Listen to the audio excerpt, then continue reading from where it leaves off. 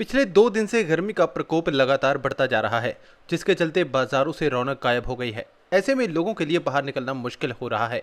लोग मजबूरी में घर से बाहर निकल रहे हैं और उन्हें पेय पदार्थों का सहारा लेना पड़ रहा है। गन्ने का जूस पीने आए लोगों ने बताया कि गर्मी अधिकतर है। गर्मी से बचने के लिए गन्ने के रस का सेवन कर रहे हैं। पेय पदार्थों का गर्मी में अत्यधिक सेवन करना चाहिए। मेरा नाम कुलवंत सिंह है जी। मैं यहीं लोकल अम्बाले का रहने वाला हूँ। तो गर्मी बहुत पड़ने लग गई है। मैंने सोचा सवेरे सवेरे काम निकालें, तो इसके बाद तो बहुत ज़्यादा टेम्परेचर हो जाएगा, तो अब तो सुबह शाम ही घर से निकला जाएगा। तो आपके सामने है, देखो पेय पदार्थ पी रहे हैं, गन्ने का जूस पी रहे हैं, यही बचा रहा है। अब जाके घर पे आराम से बैठेंगे। तो हम तो लोगों को यही कहना चाहते हैं कि गर्मी बहुत पड़ने लगी है, तो गर्मी से बचो जितना हो सकता है। अगर ज़रूरी हो तभी घर से बाहर निकलिए, वरना नहीं। मेरा नाम हरजीत कौर है।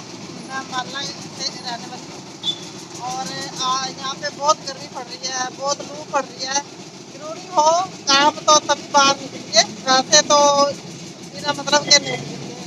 और ठंडा पानी वगैरह, नींबू पानी वगैरह ज़्यादा से ज़्यादा लें, अपने बच्चों की केयर करें। गर्मी के कारण मरीजों की संख्या भी अस्पताल में लगातार बढ़ती जा रही है, क्योंकि लू लगने से पेट खराब, दस्त व पानी की कमी जैसी समस्या हो जाती है। जरूरत पड़ने पर ही घर से बाहर निकले। यदि निकलते हैं तो अपने आप को पूरा ढककर निकले। सिविल अस्पताल के senior medical officer doctor Sanjeev Goyal ने बताया कि जरूरत पड़ने पर ही घर से बाहर निकले। पेय पदार्थों का ज्यादा प्रयोग करें।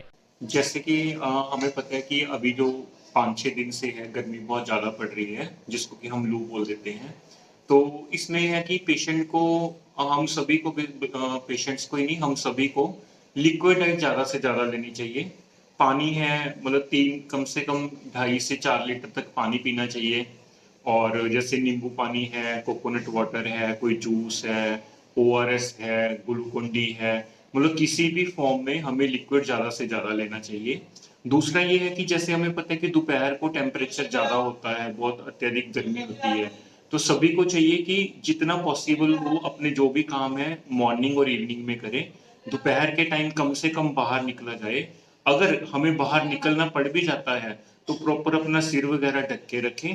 और जैसे ही हम अपना काम करके घर आते हैं या अपने ऑफिस में वापस आते हैं, तो वही लिक्विड, मतलब अपना लिक्विड डाइट जरूर लेनी चाहिए। सर, पानी की बात की जाए तो पानी कितने मतलब पीना चाहिए हर रोज? पानी देखो, वैसे तो हर किसी का अलग अलग होता है।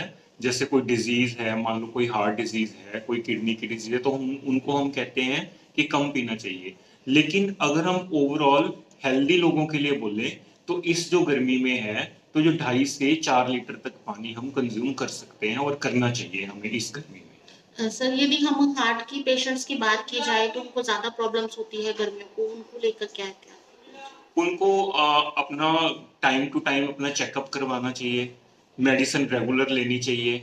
और जो भी इंस्ट्रक्शंस हैं गर्मी के रिलेटेड, मान लो जैसे हम मान लो पानी, हर पेशेंट का मैं आपको बता रहा हूँ कि पेशेंट टू पेशेंट वेरी करता है। कोई हार्ट फेलियर का पेशेंट है तो उसमें हम कम बोलते हैं पानी पीने को।